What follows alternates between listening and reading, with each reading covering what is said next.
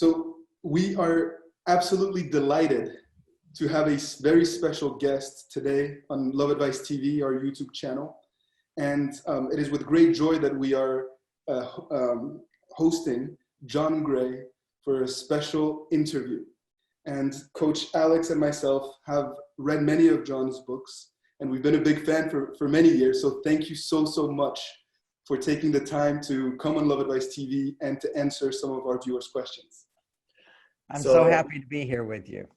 Yeah, it's really a pleasure because everyone knows your book, Men Are from Mars and Women from Venus. Can you talk a little bit how did you find this idea, and how do you think that this book revolutionized a lot of people's love life? Well, what was it, 40 years ago, as a marriage counselor, I would listen to women's complaints, and they were the same complaints my wife had.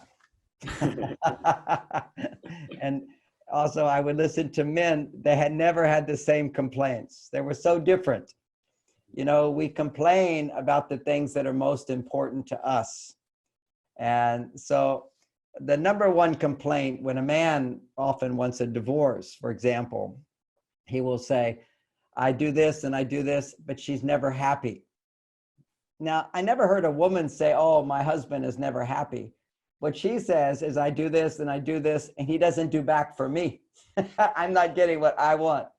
And that's because one of the differences between men and women, there's so many, but it's basically, for women, they give, they need to receive back affection, understanding, communication, touch, affection, reassurance. So many things are important to women. And for men, what is most important, we are more simple, is to feel successful, that we have a happy wife. If we get messages that we are not successful as a husband, our energy goes down. If in the workplace, everyone knows, if you don't get paid enough as a man, your work energy goes down. You want to feel, I make a difference. You want to feel, I contribute. And when a man does not feel his wife appreciates him, like, oh, he's amazing, his energy will go down. And when his energy goes down, his heart closes. And when she gives all her attention, her affection, her love, and she doesn't feel it comes back to her, then her heart closes down. And it doesn't mean the love is not there in most cases. It just means a big cloud is in front of it, like a sunshine. And we have to learn how to remove the cloud. If you could describe happiness in relationship in just one sentence, what it would be? Safety is one word. Okay. A sentence I call the 80-10 principle. 80% of your happiness does not come from your partner. Only 20% comes from your partner. If we expect more than that, we will always, we're too picky. We're too critical. We cannot feel appreciated, loved, cared for, because we expect too much. Always we will feel never enough because we are not enough. John, a lot of the points that you touch on are key messages that we constantly share with our audience, or with our community. We talk about living with purpose, right? Especially for men, making sure that they're making a difference or that they are fulfilled. And that's exactly what you are conveying back to us again, that men need to feel like they are achieving, that they are successful. We tell women that, you know, they're looking for relationships where they have trust and security and stability. And those are fundamental principles that we've discovered, you know, doing research in your books and in your studies. And it's so amazing to hear you validate some of the key principles of our philosophy now back to our audience. So thank you for that. Oh, it's a pleasure. And it's a pleasure for me to know that's what your message is as well. It validates me. Awesome. Awesome. So another question that we had was, what are the key differences between men and women? Because on Love Advice TV, I would say that our split is just about 50-50. We have a lot of men and a lot of women that are trying to basically rebuild broken love and broken relationships. And very often people ask us, oh, but you address this topic from the perspective of a male, or from a woman's perspective, what would you say are the key differences? Well, there are many key differences, but let's tell a story to understand those differences. Imagine, because our brain has evolved over hundreds of thousands of years. Our hormones, our reactions, our conditioning, so many feelings and thoughts, it's automatic. It comes from our parents, from their parents, from their parent. Oh, so, we have a little free will. That's it. Now, we are, my nose is my parents' nose, my shoulder is my father's shoulders, my lips are my mother's lips. Everything, the mind is very much tradition. Now, let's go back in time for fun. When a man's main job, he is in the dangerous job. He's hunting the animal. He has to, or he's in the war. Okay, so he's fighting, or he's protecting, or he's hunting the animal. He's in a dangerous situation, out all alone. What is most important for him?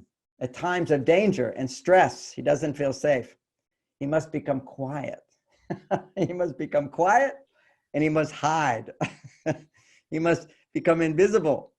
So that makes a man feel comfortable when he's invisible and he's quiet. Don't look at me, leave me alone. Then he feels safe. Now for women, when they, in the village, they have, if her husband dies, because many husbands would die, her safety is by giving and receiving, giving to her neighbors. Then her neighbors, if her husband doesn't come back, they will give to her. She has to be a good person in the community. So she gives, and then they give back to her. Always she's thinking, oh, I have extra, let me give to you, let me give to you. Because she knows that's her insurance policy, is giving, you will get back. Also making a lot of noise. Oh, if there's in a jungle, when the men go hunting, the women make a lot of noise. You know why? This is true right now today in Africa. If the men go hunting and the women are in the village, they will make a lot of noise. Why? To keep the tigers away. Because the tigers, they see the men go off. They need to make a lot of noise to make it seem like busy people go away. So for women, they want to make noise if they are, if they, not to feel safe, they want to talk, they want to share. So that's one simple way to look at the basic differences between men and women. Also, another fun is when women, their job often is they gather, the hunter, the gatherer. She's picking the berries so she can see, oh, look at this, look at this, look at this. She has eyesight, which is different from a man's. She sees more than men see. Men, actually, this is proven, our eyes are different. We see little things at a distance. Okay, and look at a distance, like a football, in a football game. You know, a woman sometimes watches a football game. She goes, where is the ball? The man, he wants to follow. Okay, that's a hunter, needs to focus in on little movements. Whereas women, they see everything. They have to keep the spiders out of the house. They have to pick the berries. They have to see the color of the cheeks of the child. Are they sick? Do they have fever? They notice everything. And so if they can see everything, they feel safe. If a man, he focuses, he feels safe. So once again, I could be at my computer and I'm focusing on my computer. I don't hear my wife. She's talking to me. It's like, oh, go away. I'm so focused. It's hard to shift the focus. If you're in danger, you must always focus hard. Whereas for women in danger, they want to interact. They want to give and receive. They feel safe. So here's one example, very common today. I'm like a writer, and I used to, for 40 years, I've been with my wife 34 years. And so I'm writing in our little house, in a little office in the living room, and she's in the kitchen often taking care of the children, making some food, and I would be writing. And that was how our relationship was in the beginning. And she would always feel ignored. She'd say, oh, I feel so ignored by you, because she would come while I'm writing and want to talk. I said, oh no, I'm writing. As a writer, you have focus, you flow, you cannot break the flow. So she would feel, oh, I cannot talk to him. I cannot talk to him. So she would then feel upset all the time. So then I create this little writing studio away from the house. So then she go, oh, he's at work, and she doesn't feel ignored. That simple thing. So women, one of their big complaints is they feel ignored, and men go, well, I cannot look at you all the time. So if I understand that, then I realize when I'm with her, I must give her lots of attention, but also I must have my time where I'm not giving her attention. And she must learn, oh, that doesn't mean he doesn't love me. Because see, everything that creates a problem in a relationship, if we summarize all the way down, is the meaning we give to our partner's behavior. If a man becomes quiet, he goes to his cave, as I talk about in Men Are From Mars. Yeah. What meaning does that a woman give to that? If she go, oh, he doesn't love me, he's not available to me, I'm not important to him, he doesn't care about me, I cannot ask for help. All these meanings she gives to that means her stress level will go up. She will not feel safe. And now her heart will close. All because she gives the wrong meaning. Why she gives the wrong meaning? Because nobody teaches her about how men and women are different. What she will think is, oh, her own experience is when she feels angry, when she does not feel safe, when she is feels hurt, she will pull away. She will not want to talk. She will ignore her partner. One of the ways women punish men is they want to, I will not look at you. I will not talk to you. I will pull away. So when he pulls away, she thinks he's punishing me. And he's mad at me. And then she wants to get him to talk. Why she wants to get him to talk? Because she wants to find the good message. Maybe he's not mad at me. Maybe he loves me. So she wants to get him to talk. She wants to know what he feels for two reasons. One, she wants to know he has positive feelings. Women always want to know, what do you feel? What do you feel? One of the reasons is because they're afraid he has negative feelings. So what she wants to hear is positive feelings, not negative feelings. So men, if she say, what are you feeling? Find your positive feelings. Express that. One. So two, if you're a woman, you know one of the differences between men and women, if women talk about their feelings, then the negativity goes away. They begin to find the positivity. Talking about feelings, particularly for women, more so than men, particularly for women, is like a wind that will blow the cloud away from the sun. It's in a river. If the river water does not flow, it stays stagnant. It becomes negative, negative, negative. But if it flows, water is self-purifying. Just let it flow. So if a woman can express her flow of feelings, they will become more and more positive. They start negative, they will become more and more positive. So in her mind, she's thinking, if I can get him to talk, then his negative feelings will come positive. But that's not always the case with men. It's absolutely true. What women refer to as venting, oftentimes men feel attacked. When for them, it's just a process of healing and soothing and talking through things. You're absolutely right. And we see this in our personal relationships, of course, and also in what we do. But to follow up on what you were saying, John, based on how gender roles have evolved in our society today, how would you say that has impacted basically the principles that you are conveying to us now, the principles that you have shared with us today?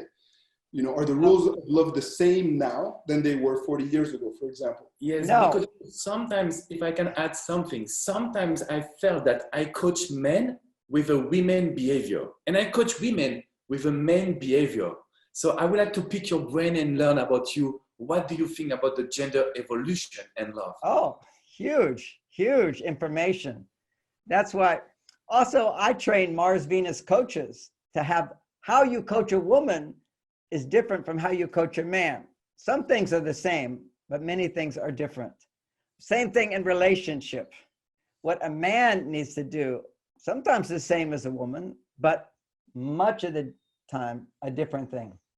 So we have to look at that distinction of the man and the woman. Now, I write about this in my book, Beyond Mars and Venus, because that's 40 years ago. And there is an evolution. We are an evolution. And with evolution comes new opportunity, but also danger. Okay, we have to learn how to interact in this new situation. So one example is you mentioned venting. Now that's a big idea in Men Are From Mars, which is women need to talk in order to lower their stress levels. Men need to be quiet. It will lower his stress levels. And what I mean by that, every man, at least 40 years ago, he knows if he's upset, you take some time, forget it. Don't worry about it. Let it go. I think we feel the same now. But the problem is in psychology. They often say, oh no, man, you must talk. You have to talk. So that information has come into the society. If you talk, we must always talk. You know, one of the biggest problems in marriage is too much talk.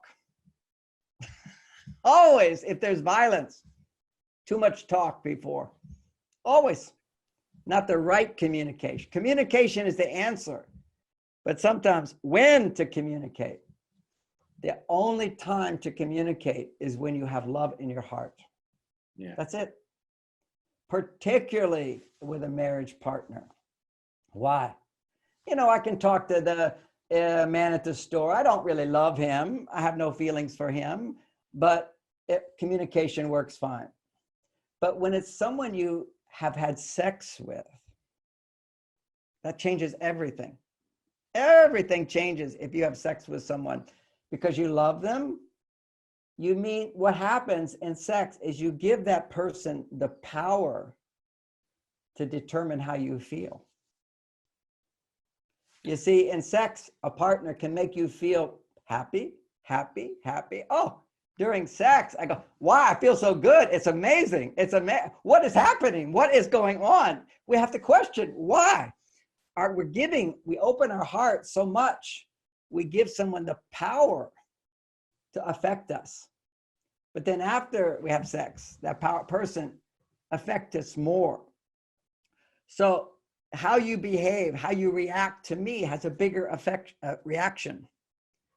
And as men's heart gets bigger, and that has happened in the last 40 years, men's heart is bigger.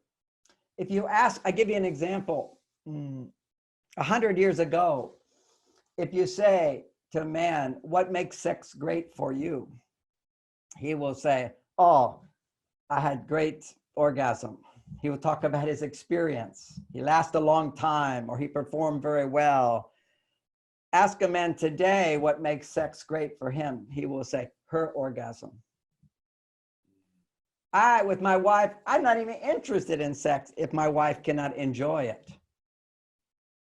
See, in the past, sex was like obligation for woman. She must do for the man. Today, I don't want to have a woman obligated to have sex. I want her to want to enjoy sex. And almost every man will say that. His best experience in sex is a woman enjoy it. The woman wants to have it. You see the difference? Yeah. We have come a long way as men to open our heart, to care more about her than ourselves. Now, always men care about their wife and family, but not emotionally like in sex. We would go to the war and give up our life. We'd be proud of that. We do the dirty job, the dangerous job, the difficult job. Why? We're happy to do it if it protects our wife, if it makes our wife happy, if she then gives us love. Because men particularly learn love through the woman. It's very hard. Go ahead. I really love what you're saying because it's basically show us that we didn't receive the education of love. Sometimes we think that love is easy, it's natural, we just have to love each other. But when I listen to your words, we have to learn love and it's not finished. We have to learn all along the life. This is amazing because we can realize that we have to do the job as men, women, whatever the gender and whatever the age, also we have to learn coming to the journey. Now I have one question for you, John, please. What are the signs that we are in a bad relationship? Because I've coached so many women and also men from all over the world. They want to understand their partner, but by doing this, they are forgetting about themselves. You know, they forget the self-love, and they will fall into a bad relationship. What would be for you the signs of a bad relationship, something that we have to leave because it's really nocive, toxic? Well, first of all, let me say I did not fully answer the last question. Okay. That's a very good question, but I didn't answer the other question. I'm just warming up. Okay. So the modern man, okay, he has more emotion. He has more feeling. So the woman, when she's venting, if you have sex with a woman and you're a modern man, your brain will want to vent back, more so than old-fashioned man. You see, we know in science now the brain has mirrors. If someone is angry with you, you will be angry with them. If someone is sad, you will feel sad with them. If someone is happy, you will feel happy. You know, when you are coaches, you have confidence that love can work. Just people listening, they have more confidence that love can work. That's why my books and my work is so powerful, because I have the confidence. I experience a marriage that has love, great sex, affection, understanding, empathy, big problems sometimes, and overcoming those problems with love. Every relationship will have challenges. How you deal with the challenge determines, do you love your partner more or do you love your partner less? Every relationship will have challenges. You will only be attracted to someone who is different from you. So human nature, we are evolving, is learning to accept the differences. Already in America, we see this is such a big problem. The right, the left, the political differences. People cannot even be in the same room with someone who thinks differently. That's a big challenge today. We must embrace our differences, and love is the answer to that. But as you say, education, knowledge, so important. But as we learn to embrace, you know, my wife, one of her best qualities is I'm a bit of a messy person. She is so organized and neat. My home is beautiful because of her. So that's the positive side. Oh, I come home, I feel I can breathe, such beauty around me, and she is so beautiful. So, but then I make a mess and she become upset with me. You know, why you didn't turn out the light? Why didn't you turn out the light? Why did you leave your socks on the floor? Pick up your jacket. Why you don't do that? So then that becomes always a thorn. With the rose is a thorn. Okay, so how to avoid the thorn? Because I'm a messy person. I try to be, but so many years, she had the same complaints about me until she learned how to communicate differently. Now, what did she do? Okay, here's one complaint she would have for many years. We have a big house. You have to walk through many rooms to get from the kitchen, from the bedroom, and many lights, so many lights, high ceilings. So I turn on the light, I forget to turn off the light. I turn on the light, I forget to turn on. I turn on the light. Walking through the house, I'm turning on lights. I don't remember, turn off, turn off, turn off, turn off. She walks through, she says, oh, he left the light on. He left the light on. Why can he not remember? Okay, so that becomes a problem, right? A little problem, but that becomes a big problem. Little problems become big problems when they repeat over and over and over. Why? It's only a little problem. The meaning she put on that, the meaning she puts on that is he doesn't listen to me. He doesn't value me. He doesn't care what my values are to save the electricity. Okay, that's it. So the meaning we put on it, but still it's annoying. So after many years, she changed her communication and everything changed. I turn out the light all the time. What happened? Well, before she would always complain. She said, you forgot to turn out the light again. What, you want me to turn out the light? You know, why can't you remember? Always a negative disapproval. Then she thought, okay, I have to understand men. Men need to feel successful, and then they want to do more. If men feel like a failure, they want to do less. And if you give a man a problem, how does a man, if he cannot solve the problem, what he does, he forgets it. Any negative message, he says, oh, forget it, forget it. So anything you say to a man negatively, he will forget. Women don't understand this. They keep getting more upset, thinking he will remember. No, we forget, we forget. So then one day she said, oh, John, I was walking to the living room. I noticed the light was still on. I know so many times you turn out the light, and I really appreciate that. But sometimes you forget. I hope that you can try to remember. And then walked out of the room. Now, there's no reaction inside of me except, oh, okay, I'll try to remember. She did that again, 3 times. I turn out the light, always. Why? The message she gave was not a demand. It wasn't like she was saying, you're making my life unhappy.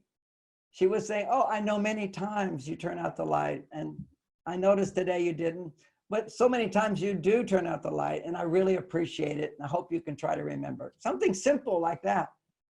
That one communication technique, if a woman can apply to every complaint, give up all complaints and communicate like that. Always give love. Love, when it's saying, I appreciate you, I accept you, I know you're doing your best, that brings out the best in men. And what I needed to learn, so my wife could learn that. I take credit for it, by the way. She became a better woman married to me. She would say that. She would say that. You know, a lot of men are from Mars. Many people feel, and it's true, I talk more, men need to learn women. Men need to learn women. Women can learn men, but men, we have to learn. Like I had to learn how to listen. I had to learn the importance of affection. I had to learn the importance of reassurance. I had to learn how to demonstrate how much I care about her. These are all like important skills, many details how to do. Men Are From Mars is filled with that. But then as I did that over the years, she began to feel more safe, have more love. And then naturally, she learned how to communicate in a way that made me feel more successful. Like that one example I gave. And when that happened, our sex life became better. I mean, it's amazing. It gets better. Many people goes down. It can actually get better because the man feels so successful. Imagine, you know, men, you come home and you know your wife has no complaint about you. You're amazing. She's so lucky to be married to you. Wow, you feel like Superman. You want to do more. And imagine a woman, you come home and you feel, oh, I have so many problems in the world, but I can come home. My husband, he loves me so much. He's always by my side. He cares about me. I know no matter what I feel, he is strong. He doesn't fight or argue with me. He really does care about me. I'm not alone. Wow, you will feel so safe. And what I describe, all these behaviors, I'm actually describing our biology. My book, most recent research, Beyond Mars and Venus, it explains that certain types of love bring out certain hormones in women that make them happy. And certain types of love bring up the male hormones that makes a man happy. And there are different types of love. So you asked about a toxic relationship. Yeah.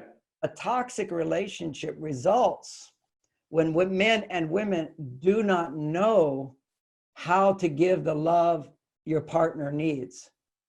You see, I learned about toxic relationship one time. It became clear to me. This woman, she'd been married for 23 years, and she came to my office and she wanted a divorce. And I said, why you want a divorce? And she said, oh, for 23 years, I give and I give and I give. And for 23 years, I've gotten nothing back. We'll just take that part of it. There's more to this story. But just a woman says, I give and give and give. I give my heart to him and I get nothing back for 23 years. I had to tell her the sad truth that her love was toxic. If you feel I give love and I don't get back, and then you give it again, that's toxic to a man. Now, she did not know that, because if my wife is in a bad mood and I show affection to her, and she stay in a bad mood and I show affection to her, that's not toxic. She will actually become softened. You know, one of the funny jokes from Men Are From Mars is men often say to a woman, because women need to talk, right, to feel better. And he says, honey, what's the matter? She will say, nothing. But actually, she needs to talk. But she says nothing, and he thinks, oh, good, and he walk away. And then she will think, I knew it. He doesn't care. He doesn't want to hear me. He doesn't love me. Again, she gives the wrong meaning. But also he gave the wrong meaning. When she says, oh, nothing is wrong, he thinks, good, I can go. No problem. He gave the wrong meaning. We need to learn. Sometimes the language is not the same on Mars and Venus. She says, nothing's wrong. He should say, oh, and just stand there and say, and guess, did you have a hard day today? No. I come home and it was such a mess. But she has to sometimes need some interaction before it will come up. And, you know, old-fashioned pump. If you have a pump to bring the water up, you cannot just pump and the water will come up. You have to add a little water. You must show a little attention, ask some questions. And maybe she says, no, I have nothing to say. Then as a man, you must say something to get her to talk. But don't say too much, only a little. And don't talk about your feelings. This is a very interesting thing. Talk about your experience. It's like you say, oh, today I was driving in traffic. There were so many cars. I was amazed. And then I was late to the meeting, but everything turned out okay. You give a little story. No problem. I'm not a victim. Don't feel sorry for me. I'm not like a child. Because if a man complains, the woman becomes more male hormones. If the woman always busy, she's making male hormones and not female hormones. It's a very interesting thing. So the new information of beyond Mars and Venus, we have evolved. Men have more emotion, more love. Women are more independent. That's a good thing. That's a very good thing. Okay, so that means I'm a human being. I have a male energy and a female energy. And actually, when you have both, you are the best. I'm most creative. I'm the flow. I have love and I have mission. The female energy is happiness and love. And the male energy is mission, goal orientation, no complaining. And the female's information is appreciation and love. Okay, so now that's one example. But people say, oh, that's just talk. No, that's biology. We now know a woman needs 10 times more estrogen than a man to feel happy. She needs 20 times more estrogen than a man to have orgasm, to open her heart, to fall in love. She needs 20 times more than the man. The man, he needs 10 times or more testosterone to be happy and to fall in love. So he wants to give his life to a woman. It needs to be at least 20, 30 times higher than the woman. If a man's testosterone is like a woman's, he will be unhappy. He will be angry. He will be moody. He will complain. And actually, when a man is violent, his testosterone is low. His estrogen, the female hormone, is high. So what generates testosterone? Whenever I do anything and then I anticipate or I get a message that says I am a success. That's it. Whenever. For a woman too. If she wants testosterone, do something to be of service, to fulfill the needs of others. That's a mission.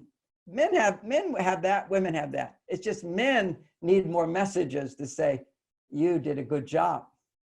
Women need, for estrogen, they need to feel, I don't have to do it all myself. They need to feel, I need help, I can get help, and anticipate getting help. And when women are happy, they feel, oh, I'm busy, and also I have help. When men are happy, they feel, oh, I love my job and I work hard. It's the male and female energies. The hormones are in balance. Now, if a man is experiencing hormones out of balance, we call that fight or flight. That's a stress hormone. We're stressed. When men are stressed, what's happening? Their estrogen is going too high. The female hormone is becoming too high. When women are stressed, always, their male hormone is going too high. Is it crazy? And now, because women can go to the male side so easy, they're more stressed. And because men can go to the female side so easy, because we have more consciousness. I said we evolved, we have both. When men can go so easy to the female side, their stress level is higher and higher. So if I'm stressed, that means I don't have my heart is open. If my heart is not open, then we now have the knowledge. Men should do things to produce testosterone. Women should do the things to produce estrogen. And that gives a whole new framework, like a system to answer all the relationship problems. John, you're dropping so much knowledge that I have to ask you a favor. Alex and I have not had the chance to read Beyond Mars and Venus yet. And what I would love is for us to be able to read it and to also encourage our entire community to read the book and for you to come again so that we can have another meaningful conversation. And perhaps we can encourage all of our community to leave their comments and questions below this video so that we can get you to come back and answer their questions if that is okay. Oh, that would make me so happy. I love to use this new knowledge because it becomes a framework to understand so much. Because I know many divorced women listen to your show. Yes? Yeah, absolutely. Okay. So they often, divorced women, they will say to me again and again and again, I cannot find a man again. I cannot fall in love. Why can't I fall in love? Statistics show when a man is divorced 3 years, he's married again. Not every man, but statistics on average, men take shorter time. Women, 9 years. And most of the time, they don't even get married. They stay single. Why? Because if you do not get, you give and you don't get back, you feel, okay, I cannot trust. If you cannot trust, you cannot make estrogen. And you need estrogen to fall in love. A man, he feels, oh, I don't want to be in a relationship. I'm going to divorce. I failed. But then his energy goes down, his heart closes. But then very quickly, he meets a new woman. Instantly, the newness of the relationship stimulates the brain chemical dopamine that produces testosterone, and then he can open his heart to her. Testosterone, if you have dopamine, new situation. Okay, now my wife is not there. She's not complaining about me all the time. Also, I have a good job. I feel good about myself. And then some woman goes, oh, he's a good man. That message comes to him.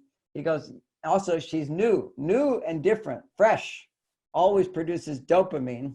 And dopamine produces testosterone. So immediately his testosterone goes up, he can fall in love again. But just because someone is new doesn't mean estrogen goes up. Estrogen goes up when women can feel I can depend on someone. But her experience is I cannot depend on that man. I don't trust. So how she can then open her heart again? She has to learn the many, many things she can do to increase her estrogen levels. Now, most women today, we know, they think, oh, I have low estrogen, I'll go take estrogen. Now, taking estrogen sometimes helps a woman feel good, but it doesn't make estrogen. The answer is how to make more estrogen. The answer for men, like, every man who has a heart attack, the #1 cause of death, every man, #1 cause of death, he have low testosterone. You don't hear that a lot because if you take testosterone, it doesn't protect you from heart attack. You have to make the testosterone. You see, if your body is, if you're mad, you're making testosterone, your stress level goes down, you don't have high blood pressure, your heart is healthy. You know, the doctors will say, the insurance companies will say, when a man retires and stops working, now work produces a lot of testosterone for men. I have a mission, I accomplish, I have to do this. That will produce the testosterone. Now I only want to play golf, have fun, watch TV. His testosterone will go down. And when it goes down, he has a heart attack. So when men retire, they die sooner than women. Actually, they say when a man stops working, he has 3 years and he will die. By average, not every man, but on average, or now he has a heart attack and takes heart medicine. So we have to realize hormones regulate our mood. They regulate our desires, our happiness, our passion. And now we have a way to understand when women can feel, I can get what I need, their estrogen goes up. When men feel, I have what she needs, I can provide, his testosterone goes up. And so this understanding of gender difference makes all the world of difference. And I'm so happy to share more about this. That's amazing. Because, you know, as you know, most of our audience are either going through a breakup, a separation, or a divorce, or are trying to rebuild a broken relationship of some kind. And many men, especially, struggle to be able to open a woman's heart again. They feel that once their partner, their girlfriends, their wives, once they've decided to walk away, that it's very difficult to go through this process and be able to re-attract them. So my question to you would be, what would you say for people who are trying to rebuild a broken relationship? And do you think that it's even possible, from your experience, to find happiness and love after a separation or a divorce? Okay, one experience I had after I wrote Men Are From Mars, you know, the book became so famous, and everywhere I went, I was on TV a lot, everyone recognized me. And in the airports, I've traveled a lot, all around the world, 20 different countries, I teach classes. And so in the airports, every time in the airport, a man comes up to me after talking to his wife, that they point at me, and the man will come up to me and said, oh, you wrote that book? I said, yes, I wrote that book. For many men, it's the only book they read since college. You wrote that book. Awesome. I say, yeah. And then they said, thank you. Then their heart is so open to me. And they said, thank you so much. And I said, oh, you're welcome. And then he says, and this every time, almost every trip I take every week, he says, we were divorced and we read your book, and now we started dating again and we fall in love. You saved our family. Now that's amazing. You know, I didn't even imagine that would happen. And I can explain now why it happens. It's not just my book. It's they were separated or they were divorced. You see, the number one principle of a relationship, as we mentioned in the beginning, 80-20. If we are not fulfilled 80%, you cannot have a successful relationship. Always what your partner does is not enough. And therefore, then you blame them. Your mind thinks it's their problem. No, it's your problem. So when you divorce, now you're alone. You have to be alone and you have no one to blame. So you now take responsibility for your happiness. Then they read my book because they now want to be in a relationship. And they go, oh, this is a good book, people tell me. And they realize the mistakes that they made. If you can have 80-20, meaning 80% of your happiness comes from yourself. You are happy without a relationship. Not totally happy, but very happy, content, good. Then you look and read a book and you go, oh, that's a mistake I made. That's a mistake I made. Oh, that's a mistake he made. But oh, there's my mistake, my mistake, my mistake. Then you have easy hope because you go, oh, I can change things. See, always the power, the trust comes for women, particularly, but also for men, is when you realize, oh, I made these mistakes. It's not all his fault. I'm also at fault. And the truth is, in every relationship, I don't care how bad it is, at least it came to me. I saw both people at fault. Absolutely. They didn't know better. They contributed to the problem. Now, sometimes then, let's say a woman's not happy, a man's not happy, and then he goes and he takes drugs. Okay, now it's no longer her fault. Okay, the drug will take over, the alcohol will take over, many things. But before that, when the problems were little, building up, we are both at fault. And it's the little things, the misunderstandings, the meaning that we give to things that's wrong. It only escalates and becomes worse. It becomes arguments and fights, betrayal and hurt. And there's so many, with this new knowledge, you can heal a broken heart. 1, 2, but also there's a third thing. And that is, so 1 is take responsibility for your happiness. 2 is understand how you contributed to the problem. But 3 is something that can be very difficult, and that is post-traumatic stress disorder, PTSD. That's a very real thing. You have some big argument, or you have partner has affair, or there's some violence. You feel, oh, I'm too afraid to open up. Every time you start to open up, that pain will come back. That memory will come back. And it comes back as if it's now. So every time you get close to getting close again, that pain comes up. And that's post-traumatic stress disorder. And the easy remedy for that people don't understand is step 1, step 2, and then nutrition. We must give the body what it needs to heal. You see, when you have a big stress, it's a trauma, we have to train the brain that that's the past and not now. And what happens when you have a trauma is the brain goes over it and over it and over it. And we talk about it again and we complain again. Yes, but, yes, but, yes, but, yes, but. I want to love, but you did this. Yes, I love, but you said this. Yes, but. Now that repetition creates a groove in the brain. So it becomes automatic. Anytime you don't feel safe, boom, that memory comes up. That memory comes up. And that can be stopped. Now, good therapy can help, but many times it doesn't help. There are many things that help PTSD, but many things do not last.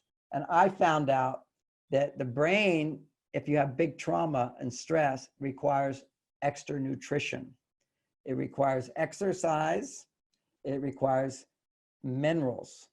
Now, very important minerals. Now, most people, when they have PTSD, then they start eating comfort foods like breads, cakes, ice cream, cookies, these kind of things. They're looking to feel good. And every time you eat those foods, it will deplete your brain of these very important minerals that can heal the brain. So I wrote about that at my website. That's not a book. It's not in a book. It's videos on super minerals for women. So if they go to my website to wellness, it's not a big thing there, but go to wellness, you will see super minerals for women. Are super minerals for men. And you take 2 a day and you exercise 3 times a week. You drink water, you take the minerals, and you do some exercise. It's very important to not be sedentary. You want to get it into your brain. Some walking or some yoga class or some aerobics class. That's very, very important. This is only for women, or do you have also for men? Now, I have one for men as well. Men have a different balance of minerals. Men require more zinc to make testosterone. Women require more magnesium in order to calm the brain, to make more serotonin. Men need more calcium to make more dopamine and muscle mass, and other minerals that are required for calming the brain. So we have a different balance, and you don't have to take a whole lot. A German doctor, I worked with his ideas to make this product called Super Minerals for Women and Men. He did the research, he developed the ideas, I just put it together for relationships. He did it for sicknesses. And he took these minerals, which we all know are necessary for the brain to heal. Or maybe we don't all know it, but they're necessary for brain to function. And I say to heal because function is healing. He took minerals and he binded them with mother's milk. a substance in mother's milk. So they go right to the brain. So you don't need to take a lot, just a little. It goes to the brain. It's not very expensive. And if you do that and you drink water and you take the pill, you drink some water, and then you exercise. If you do the aerobic exercise, make your heart go a little stronger. That can be walking even for some people, or maybe a little jogging and then walking, not extreme, just raise your blood, bicycle riding, aerobic exercise. Everybody knows that. Just even 10 minutes, maybe 20 minutes is better. You will feel better in 2 days. Really, this is dramatic improvement. People cannot believe how fast they will start to feel better. Even children who are acting out, they eat too much ice cream, they eat too many cookies, they eat too much, or you have too much stress. See, stress depletes the minerals in the brain. And once you have the post-traumatic stress disorder, it means every time you start to open your heart, you remember it hurts. And so you go into a stress response. And then that tendency becomes stronger and stronger. Then this is the bigger problem, particularly for women, because what they will do now is avoid being in relationship. Every time, if something burns, are you afraid of it, and you avoid it, you make that fear greater. And you avoid it, the fear becomes greater. You avoid it, the fear becomes greater. Oh, is this man this, or is he this, or that? Every time you become picky about who you want to date, your fear becomes greater. So this is an amazing problem. So in terms of dating, and I wrote a whole book on dating, so much fun, called Mars, Venus on a Date. Okay, Mars, Venus on a Date. And the important thing in that book, just one idea, there's so many, but one is dating, if you're not in a good relationship and you want to date and find the right person for you and you're having difficulty, change your mindset. I'm no longer dating for the perfect person. I don't want to find the perfect. I'm not ready for the perfect person. I cannot find them now. Don't look. You have to now say, I'm only dating to have a fun time. That's it. I'm not looking. If you're looking, now your brain will go into bias, hypervigilance, and negativity, and post-traumatic stress disorder will come back. I'll give you a simple example. If you come to my house, I have a beautiful house. My office is very beautiful. My house is very beautiful because of my wife. Okay, she makes it. I'm a good provider, but she also has good taste and it's beautiful. She makes sure it stays all clean. We have people that come to the house, all these things. You would come into my house and go, oh my gosh. And I remember when I became famous and had money and bought this house and whatever, I've had tours of my house. Everybody go, oh, this chandelier from France. Yes, 300-year-old chandelier from France. Oh, statue of the angel. That's get to come from this as French. You know, like a tour guide for a museum. Then after a while, no big deal.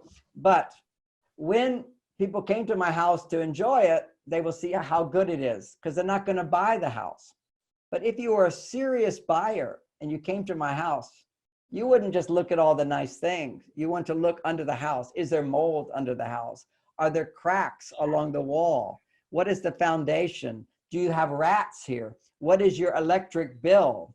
You know, how much do you have water leaking from your swimming pool? You know, I want to see the electric bill, the water bill. I want to see under the house, above the house, what's in the attic. Check all of the things in the house. That's what happens when people have post-traumatic stress disorder. They've been in some bad relationships. And unfortunately, some people, because of their childhood, is a bad relationship. They grow up that way. And so they never find love because they're looking for the perfect person instead of get to know people, practice these new skills, the new skills that I teach. So many, we only touched on a few. How to have a relationship, how to ask what you want, how to get what you want, how to find forgiveness, how to be accepting, how to push the right button in man to make him so excited to know you, how to open a woman's heart, you know, which is what you asked for me, what they can do. There's many, many skills that we must learn, but the first one is to recognize the problems in the past we create, not our partners. They're part of it, yes, but also the only thing we can change is ourselves. So let's look at how we can change ourselves to get a different result.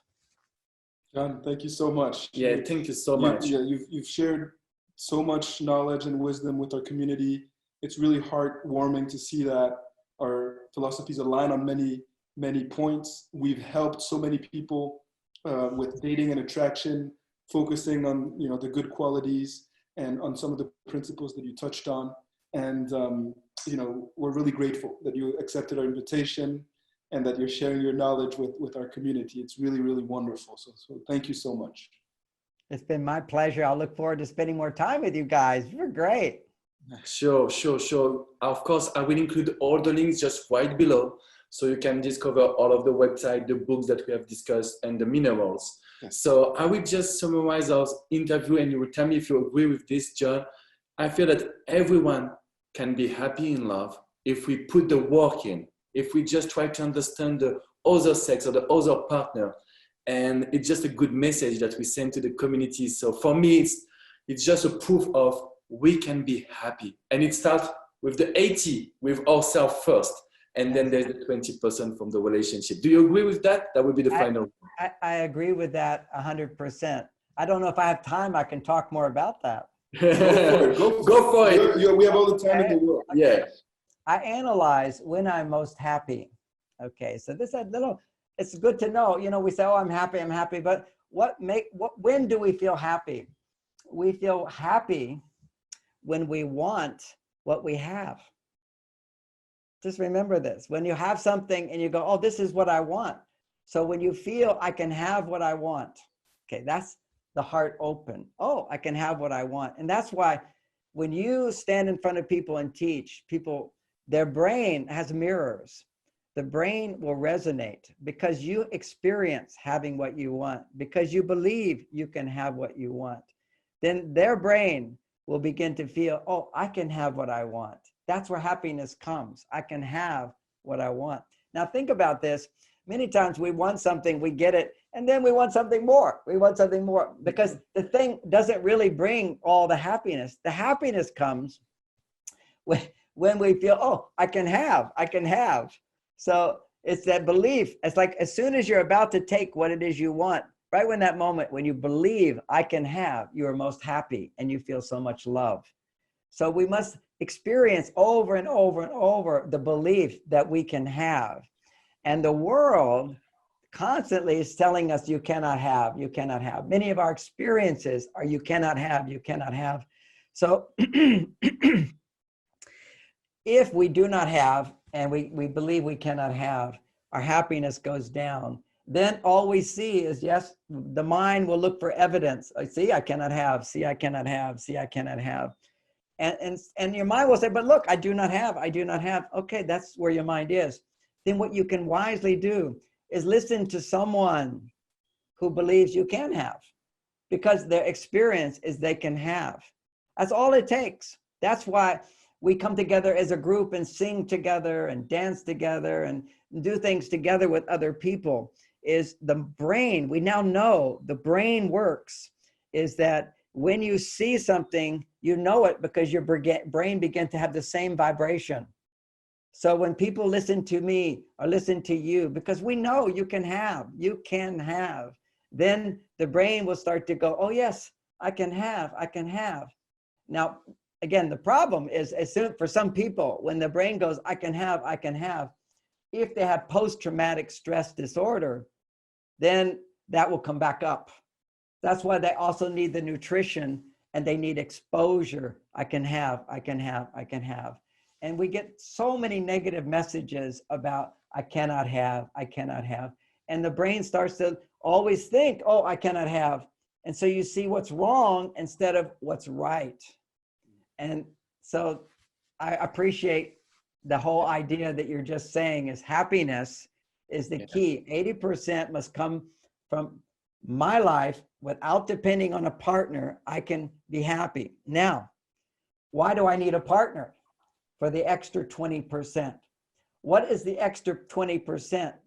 That goes from I am happy to I'm happier. That's the range of a successful relationship, is I can make my wife happier and she can make me happier. How does she make me happier, by the way? Another distinction. If I can make my wife happier, I am happier. See, that's the man's joy, is always the woman's happiness. He feels more successful. But if she's unhappy and she's looking to him for everything, he will always feel like a failure. So what I had to learn, my job is not to make my wife happy. My job is to make her happier. But I can also help her, support her in finding her happiness. And that's why taking classes, listening to your show, reading books together, and if your partner doesn't want to do it, you do it. Whether you're the man or the woman, you do it. Don't feel like, oh, because they don't read the book, I cannot be happy. No, you read the book, you can be completely happy. And if you're happy, it's so easy for your partner to make you happier. Then they want to make you happier. So this is all so important for happiness. Love is the answer. Happiness is the answer. But also we must understand we are different. We are responsible for our happiness, and we must learn to give our love freely. John, we can't thank you enough. We believe in mindset. We believe in working on making ourselves, better people in personal development.